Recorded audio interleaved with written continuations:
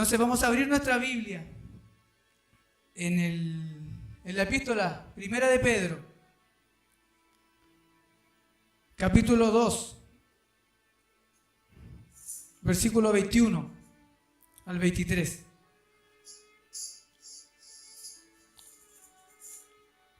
Dice así la palabra del Señor. Pues para esto fuisteis llamados, porque también Cristo padeció por nosotros, dejándonos ejemplo, para que sigáis sus pisadas, el cual no hizo pecado, ni se halló engaño en su boca, quien cuando le maldecían no respondía con maldición, cuando padecía no amenazaba, sino que encomendaba la causa al que juzga justamente. Amén, ¿cierto? Vamos a estar compartiendo sobre esta palabra. Y quiero invitarle por 20 segundos a pensar un poco en unas vacaciones. Vacaciones suyas, personales. Donde a usted le gustaría estar, en la playita, tranquilo, viendo a los niños correr, disfrutando un momento de tranquilidad. ¿Cierto? Ese pensamiento, hermano, de vacaciones, ese pensamiento de relajo, automáticamente a nuestras vidas trae una felicidad. Trae algo, nos sentimos alegres. Pero ahora quiero invitarle por otros 10 segundos también en pensar en la disciplina de Dios hacia su iglesia, hacia cada uno de nosotros. Momentos difíciles, momentos amargos, momentos de dificultad, momentos donde Dios va a tratar nuestra vida, pero con un objetivo que es hacernos crecer y madurar en el Señor. Entonces ya hemos estado en los dos polos, en uno las vacaciones, tranquilidad, alegría con la familia, con los niños, y en otro ya estar un poco más afligidos. Pero por la mano de Dios, hermanos, el sufrimiento es parte de nuestro llamado. Momentos difíciles, momentos de angustia, momentos donde no va a haber tranquilidad, es parte del llamado a ser cristiano. Lo dice Jesucristo acá, porque para esto fuisteis llamados. Porque Él también padeció por nosotros dejándonos un ejemplo para que sigamos estas pisadas. Nosotros estamos en medio de un mundo caído, en medio de un mundo que no tiene nada bueno. Y el cristiano, el que quiere hacer la voluntad del Señor, el que quiere agradar a Dios con su conducta, el que quiere agradar a Dios con su palabra, va a padecer injustamente y va a padecer hostilidad. Va a recibir hostilidad de parte del mundo, porque el mundo se siente ofendido. El mundo se siente ofendido con las actitudes que el Espíritu Santo ha hecho en nosotros, con el trabajo que el Espíritu Santo ha hecho en nosotros. El mundo se ofende. Al mundo no le gusta que el cristiano marque la diferencia.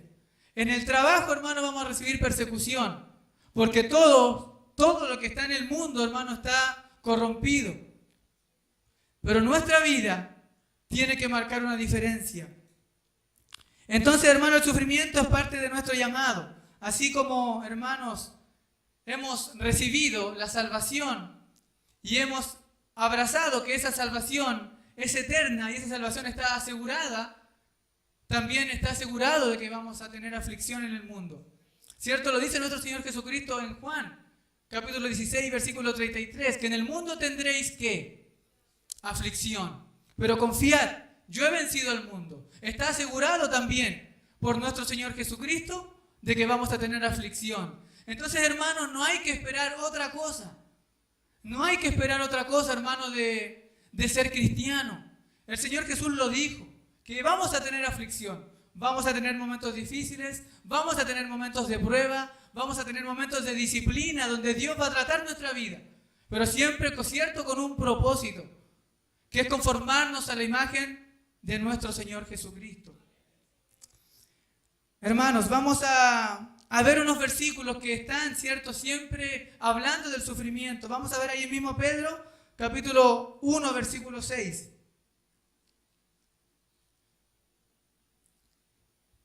Dice así la palabra del Señor: el cual vosotros os alegráis, aunque ahora por un poco de tiempo, si es necesario, tengáis que ser afligidos en diversas pruebas. ¿Ve? Si es necesario. Es necesario, hermano, que a nuestra vida venga prueba, vengan los momentos difíciles, para que nos podamos dar cuenta que tenemos que depender de nuestro Señor Jesucristo. Asimismo el apóstol Pablo lo dijo, que a él se le había dado un aguijón en la carne, para que no se enalteciera de sobremanera. Entonces, hermano, acá el apóstol Pedro está diciendo algo parecido. Está diciendo que teníamos que gozarnos por un corto tiempo. Y si usted lee los versículos que están un poco más arriba, está hablando de una vida eterna, de una herencia incorruptible. Y cuando dice de un poco tiempo, está hablando de los años que nosotros vamos a estar en esta vida. No un corto tiempo que va a durar una prueba, no un corto tiempo que va a vivir momentos difíciles, si es necesario por un poco de tiempo, por todo el lapso que nuestra vida dura, desde que nacemos hasta que morimos.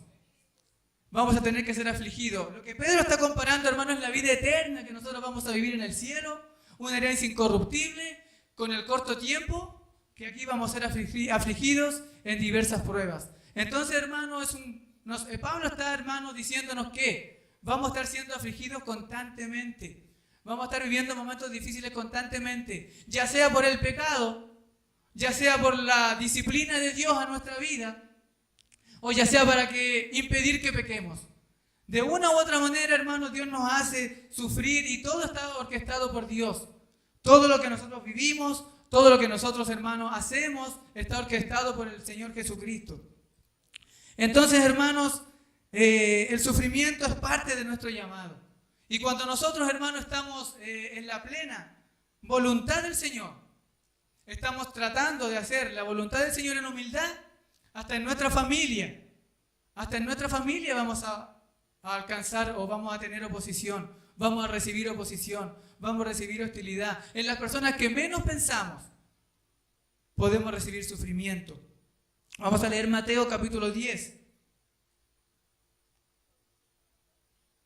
Mateo capítulo 10, versículos 21 y 25. Dice así la palabra del Señor. El hermano entregará a la muerte al hermano, el padre al hijo, y los hijos se levantarán contra los padres y los harán morir. Y seréis aborrecidos de todos por causa de mi nombre, mas el que persevere hasta el fin, este será salvo. Cuando os persigan en esta ciudad, huid a la otra, porque de cierto os digo que no acabaréis de recorrer todas las ciudades de Israel hasta que venga el Hijo del Hombre. El discípulo no es más que su maestro, ni el siervo más que su señor. Bástale al discípulo ser como su maestro y al siervo como su señor. Si al padre de familia llamaron Belcebú, ¿cuánto más a los de su propia casa? Hermanos, en nuestra familia vamos a recibir hostilidad cuando queremos hacer la plena voluntad del Señor. Porque a veces no vamos a ser entendidos, hermano. A veces no todos nos van a entender. Y es ahí donde se tiene que tomar decisiones que puedan agradar el corazón del Señor. Hermano, estos versículos están en el contexto de cuando Jesucristo elecciona a sus 12 apóstoles y los envía. Y Él lo está enviando, hermanos, a sufrir. Él lo está enviando a sufrir hostilidad. Él le está diciendo todo lo que tenían que llevar y lo que no tenían que llevar. Él le está diciendo lo que tenían que hacer y lo que no tenían que hacer. Dónde tenían que entrar y dónde no tenían que entrar. El Señor Jesucristo lo envió, en conclusión, en la plena voluntad de Dios. En el centro de la voluntad del Señor fueron enviados estos hombres, estos apóstoles. Y fueron enviados, hermanos, a recibir hostilidad, a recibir sufrimiento. Estos versículos, hermanos, derriban por completo la teología que el cristiano no debe sufrir para nada. Que el cristiano no debe tener enfermedad, que el cristiano no debe ser perseguido, que el cristiano no puede sufrir un dolor de cabeza. Estos versículos, hermanos, derriban por completo esa teología errada que dicen que el cristiano no tiene que sufrir porque tiene que estar en la voluntad del Señor. Y si no está en la voluntad del Señor, ahí sufre enfermedades, ahí sufre persecución, pero está equivocado porque aún el Señor Jesús aclaró esto en Juan. Vamos a leer Juan, capítulo 9, versículo 13. Versículo 1, perdón.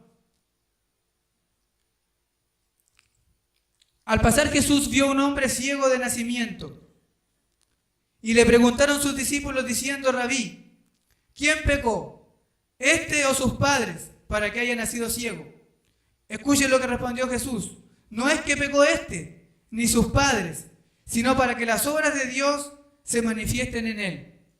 A veces, hermano, el sufrimiento no viene siempre por causa del pecado. El sufrimiento a veces viene otorgado por Dios para nuestra vida, para darnos cuenta de que sin el Señor a veces no somos nada, o sea, nunca, siempre. El sufrimiento a veces viene otorgado porque pecamos, sí, es verdad. Para disciplinarnos, Dios nos disciplina, nos hace sufrir, nos corrige y la Biblia nos enseña de que al principio, al presente, la disciplina no es causa de gozo, pero después trae fruto apacible de justicia. Al principio, hermanos, vamos a sufrir. Pero lo que dice acá este versículo es que este hombre, ciego de nacimiento, no era por el pecado de él ni de sus padres. Era para que las obras de Dios se manifiesten en él. Y las obras de Dios se tienen que manifestar en nuestra vida de una u otra manera. Entonces, el versículo 24 y 25, hermano, nos dice, de Mateo, que el siervo no es más que su Señor, ni el discípulo más que su maestro.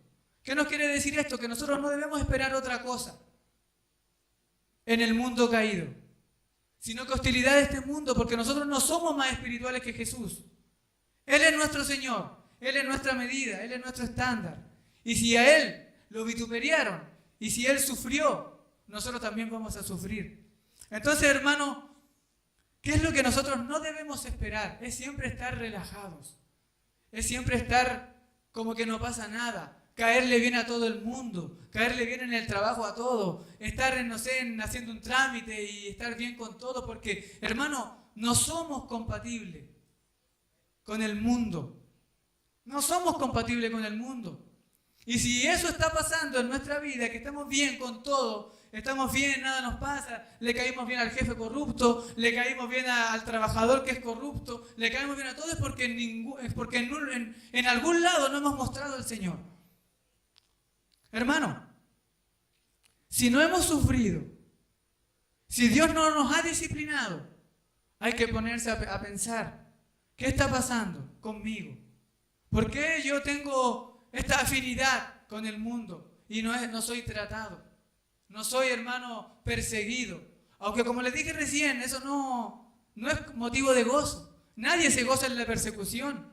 Nadie se goza, nadie se alegra porque en tu trabajo quizás no se quieren sentar contigo porque tú estás callado todo el rato. O porque el tema de conversación de ellos no es el mismo tema que el tuyo.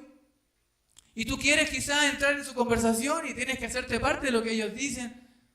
Pero ahí es donde el Espíritu Santo es donde tiene que ayudarnos a nosotros a ser valientes. Para nosotros, hermanos, honrar al Señor. Y si nos recibimos persecución, no importa. Porque hay miles de versículos que dicen que nosotros nos debemos gozar por eso. Porque el Espíritu Santo reposa en nosotros. Es algo que nosotros debemos de entender. Jesús tuvo que aclarar esto, como les decía, en el mismo capítulo 5 de Pedro, dice. Capítulo 5, versículos 10 y 11. Mas el Dios de toda gracia, que nos llamó a su gloria eterna en Jesucristo, después que hayáis padecido un poco de tiempo, nuevamente un poco de tiempo, Él mismo os perfeccione, afirma, fortalezca y establezca. A Él sea la gloria, el imperio por los siglos de los siglos. Amén. Nuevamente subrayemos esta palabra que dice poco de tiempo. Él mismo os perfeccione. Cuando dice perfeccione, afirma y establezca, eso es arriba.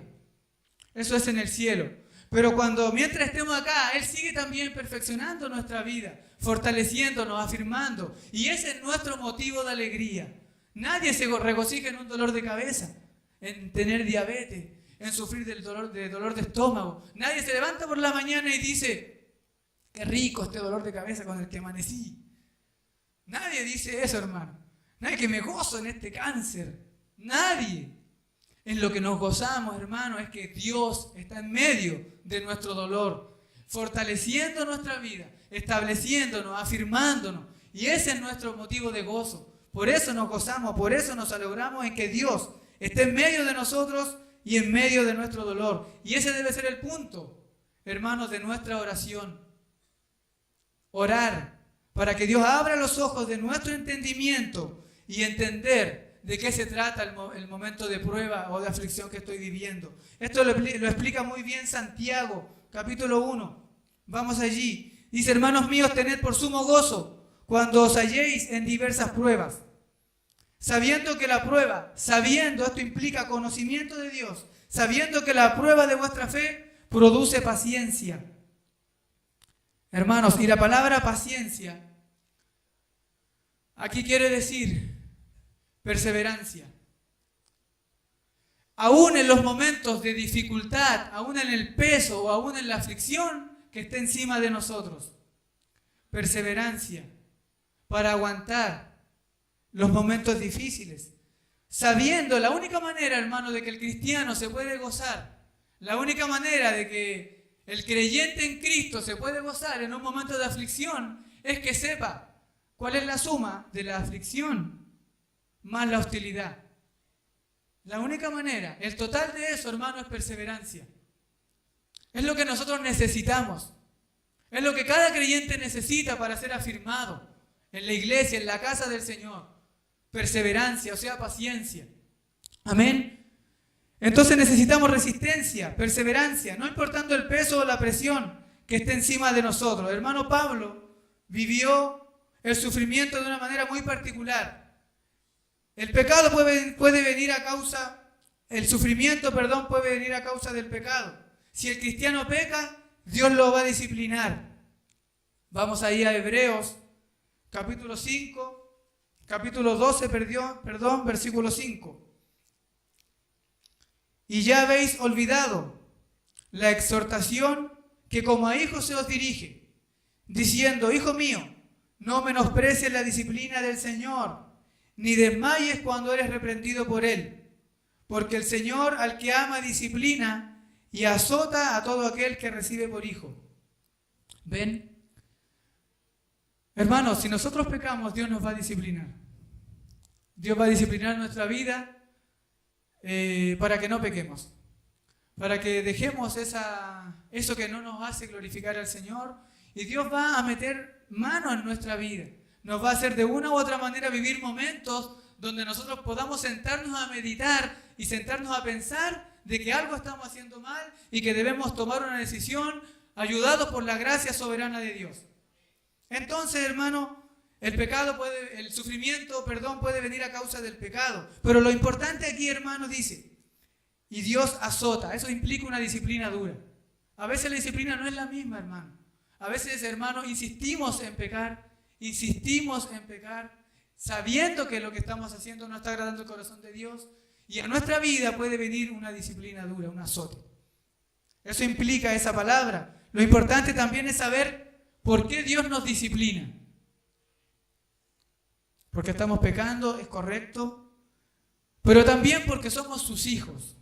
Dios no disciplina al mundo, Dios disciplina a sus hijos, y por eso nosotros debemos de alegrarnos, hermano. Dios nos ama, y es lo que dice el texto.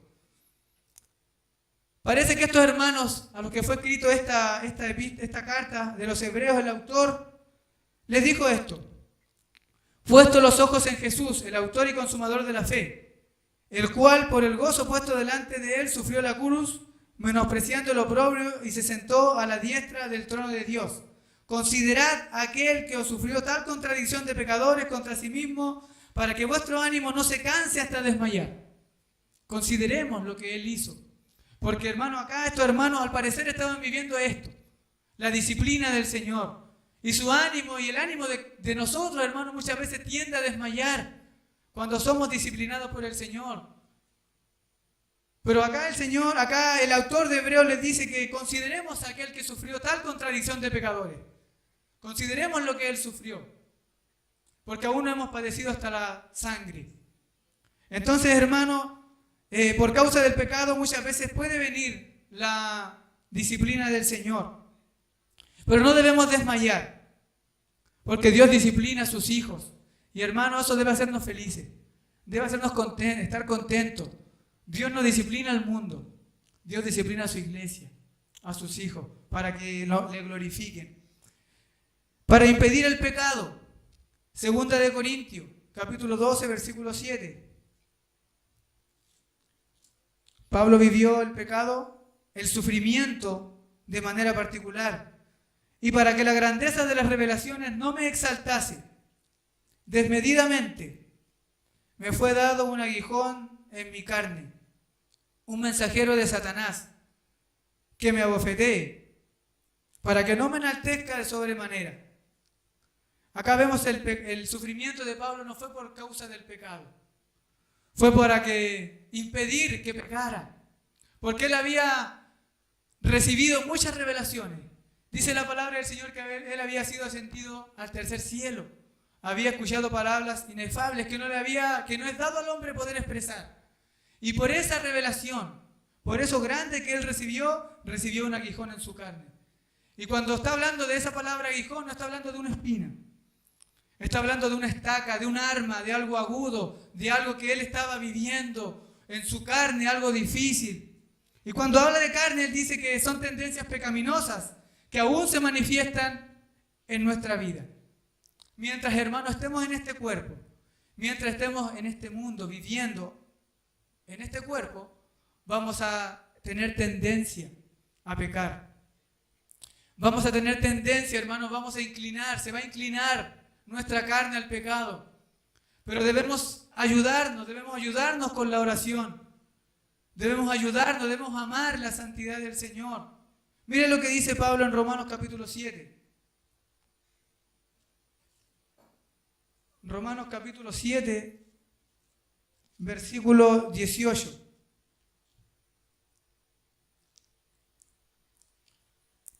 Y yo sé que en mí, esto es en mi carne, no mora el bien, porque el querer el bien está en mí, pero no el hacerlo.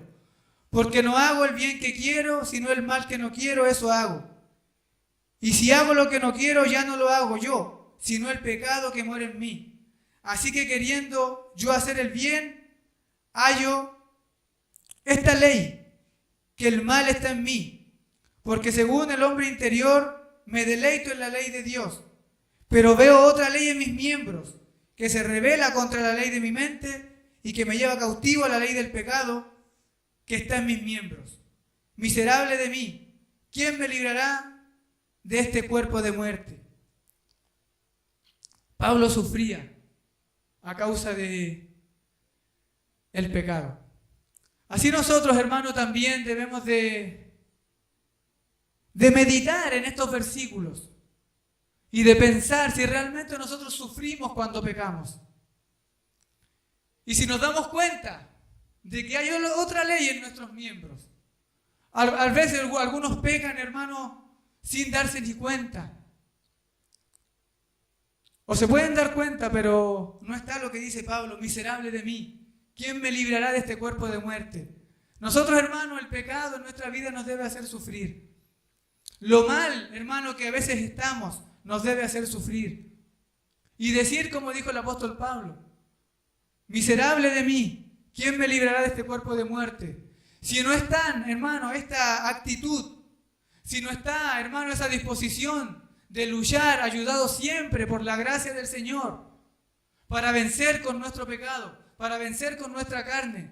Porque, hermano, si hay una obra que hace el Espíritu Santo, es dejar, hermano, que pequemos. El Espíritu Santo hace una obra, hermano, en nosotros, una obra tremenda, santificadora, inigualable, que nadie la puede hacer, en ningún momento, en ningún lugar, en ningún otro momento. El Espíritu Santo es el único que nos puede ayudar a dejar el pecado. Vamos a equivocarnos, sí es verdad. Vamos a equivocarnos. Pero nosotros debemos, hermano, dar la batalla, dar la pelea, siempre apoyados por la gracia del Señor. Este año, 2019, tiene que ser un año diferente para nosotros. Sí, tiene que ser un año donde, hermano, tiene que verse la bendición del Señor en nuestra vida, la obra de Dios. Y si sufrimos, gozarnos. Gozarnos, hermanos, porque entendemos que Dios está obrando en nuestra vida. Hermano, hay cosas que nunca vamos a entender si no fuera por el sufrimiento que a veces llega a nuestra vida. El sufrimiento llega a nuestra vida para enseñarnos lecciones específicas que no vamos a entender en ningún otro lado, en ningún otro momento. Y eso es verdad. Eso, hermano, es verdad. ¿Cuándo hemos estado más cerca del Señor? ¿Cuándo hemos rogado con más intensidad al Señor? Cuando sufrimos. Cuando vivimos momentos difíciles. Cuando nos damos cuenta que, hermanos, estamos equivocados Y hay algo en nosotros que se despierta para poder dejar de pecar, para poder agradar al Señor. Y es ahí cuando rogamos, como rogó el apóstol Pablo. 3 veces le rogó al Señor para que lo quitara de esto. Rogamos, esa palabra también se encuentra en el Evangelio de Mateo, cuando se acerca el centurión y le dice a Jesús que tenía un criado en casa enfermo: te ruego que te acerques a él y lo sanes. Rogar implica, hermano, una oración intensa. Una oración, hermano, donde no a veces, cuando no oramos, cuando todas las cosas están bien. A veces rogamos más intensamente cuando sufrimos, cuando Dios está disciplinando nuestra vida. Y el apóstol Pablo rogó, pero él recibió una respuesta. Una respuesta, hermano, que está plasmada en la Escritura y que ha transformado la vida de muchos cristianos. Bástate de mi gracia, porque mi poder se perfecciona en la debilidad. Mi gracia es suficiente. Eso le quiso decir el Señor. Mi gracia es suficiente. Mientras esté yo contigo, en tus momentos difíciles, alégrate por eso. Mi gracia es suficiente. Eso fue lo que le dijo el Señor al apóstol Pablo. Hermano, ahora, ¿cómo enfrentamos el sufrimiento? Ya este es el último punto. ¿Cómo lo enfrentamos? Acá no podemos hablar del apóstol Pablo, no podemos hablar de ningún otro sino de nuestro Señor Jesucristo.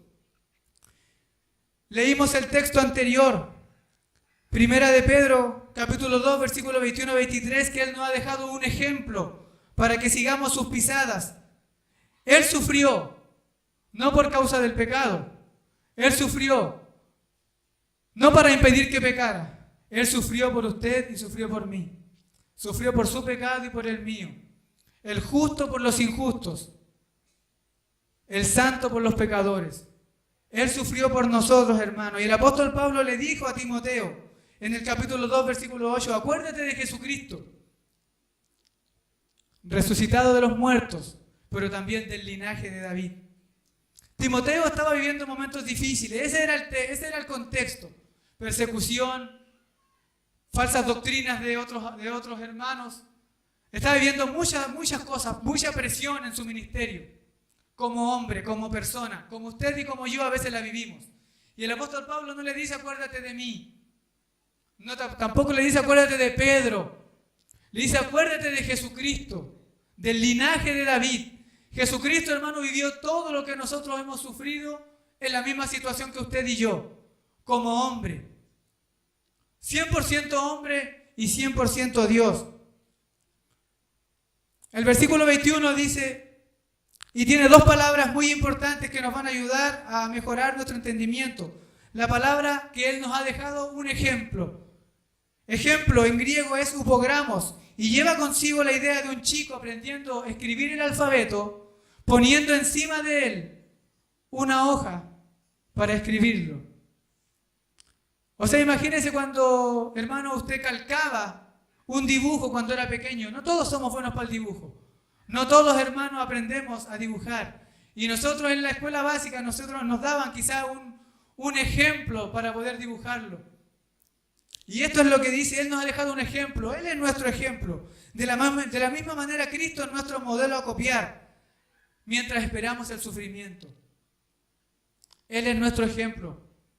Él es nuestro ejemplo a seguir mientras enfrentamos el sufrimiento. La otra palabra es pisadas, que en griego es ishno, que significa que Él nos ha dejado una línea de huellas o pistas. Esto implica que debemos seguir las huellas que Él dejó en cuanto al sufrimiento. Cómo Él lo enfrentó, cómo Él lo vivió.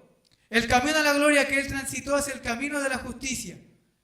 Y el camino de la justicia, hermano, en este mundo injusto, es un camino también de sufrimiento injusto. Por eso yo le decía, hermano, recién, que vamos a sufrir, que vamos muchas veces a vivir momentos difíciles este año. Pero usted debe de esperarlo de la mejor manera, sabiendo que ese sufrimiento, hermano, va a causar en usted algo que no va a causar ninguna otra cosa. Y necesitamos, hermano, crecer. Necesitamos madurar, necesitamos ser fortalecidos para la obra del Señor, para ser más útiles, para ser más usados por Él, para ser más, hermano, tener más actividad dentro de la iglesia. Necesitamos, hermano, ser perfeccionados, madurar espiritualmente, acercarnos a la santidad de Dios.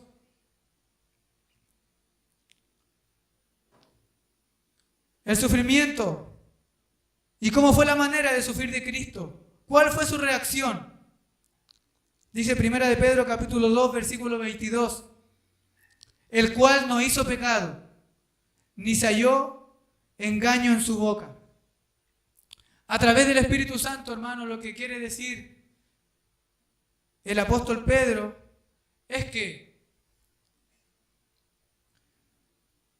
lo que hizo el Señor Jesús al momento de recibir el sufrimiento, al momento de recibir la persecución, al momento de recibir los golpes, Él nunca desobedeció a Dios. Él nunca hizo pecado, ni se halló engaño en su boca. Para complementar lo que dice Pedro, que no se halló engaño en su boca, en Mateo, el Señor Jesucristo enseñó de que de la boca, de la abundancia del corazón habla la boca, y de ahí salen los malos pensamientos, los robos, los adulterios, las fornicaciones, las malas palabras, los deseos pecaminosos. Entonces dice Pedro que él no hizo pecado mientras lo maldecían, mientras lo golpeaban, ni se halló engaño en su boca. Ese verbo maldecían se encuentra en forma participal, en un hermano estado gramatical, que significa que a él lo golpeaban rápidamente, constantemente, lo golpeaban a cada rato, lo maldecían a cada rato. Si no era un insulto, era un golpe. Si no era un golpe, era un insulto, pero era constante. A él, cuando lo maldecían, él no respondía con maldición. Él no desobedeció la ley de Dios, ni se halló engaño en su boca. Su corazón era un corazón limpio. Su corazón era un corazón santo. Hermanos, yo sé que es difícil, hermano, compararse o relacionarse con ese ejemplo. Más rápido nos relacionamos con el ejemplo de Pablo, cuando el sacerdote Ananías le manda a golpear en el libro de los Hechos.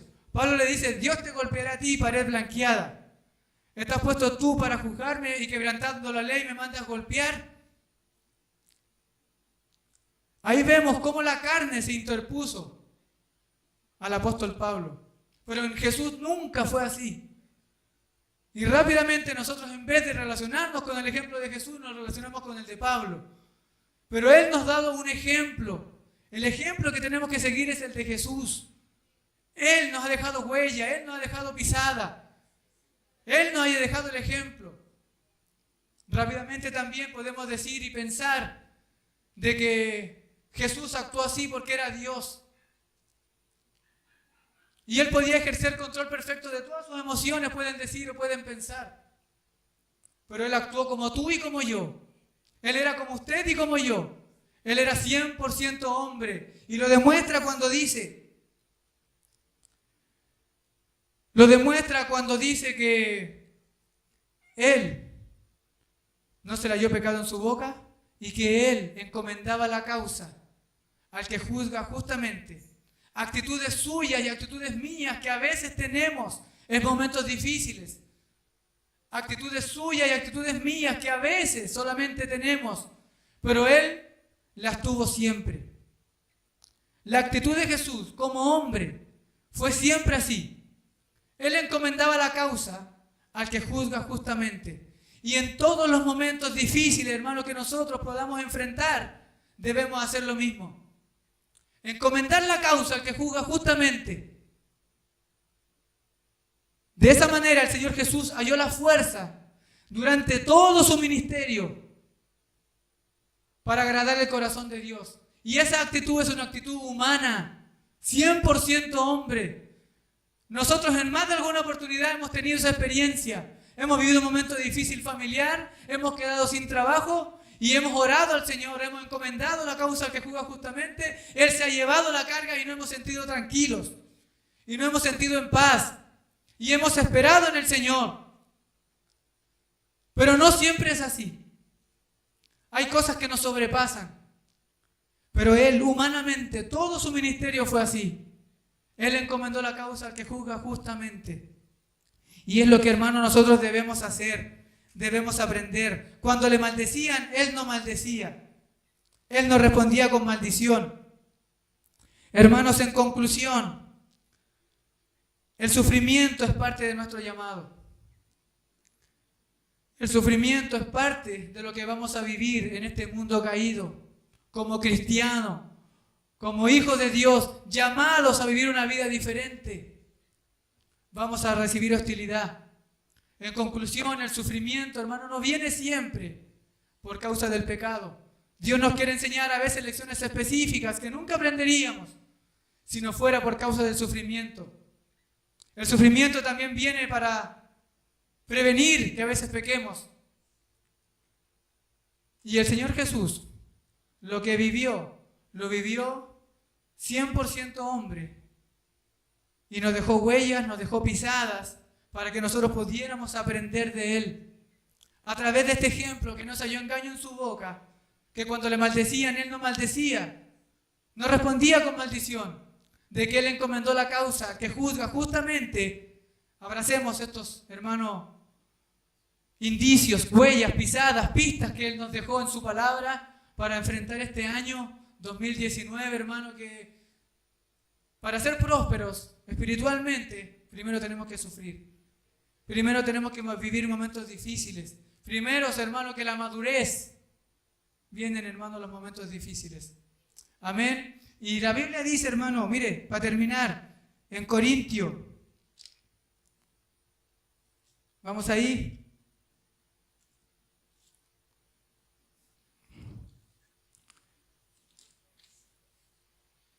Vamos a Corintios. Vamos a Pedro. Ahí en Pedro, capítulo 4, versículos 12 y 14. Pedro, capítulo 4. Primera de Pedro, capítulo 4, versículos 13 y 14. Amados, del 2 al 14, amados, no os sorprendáis del fuego de prueba que os ha sobrevenido, como si alguna cosa extraña os aconteciese. No es extraño, sino gozaos por cuanto sois participantes de los padecimientos de Cristo, porque también en la revelación de su gloria os gocéis con gran alegría. Si sois vituperiados por el nombre de Cristo, sois bienaventurados, porque el glorioso Espíritu de Dios reposa sobre vosotros. Ciertamente de parte de ellos Él es blasfemado, pero por vosotros es glorificado. Hermanos, una de las causas o uno de los signos de que nosotros nos podemos decir de que el Espíritu Santo reposa en nuestra vida es que somos participantes de los padecimientos de Cristo, de su iglesia.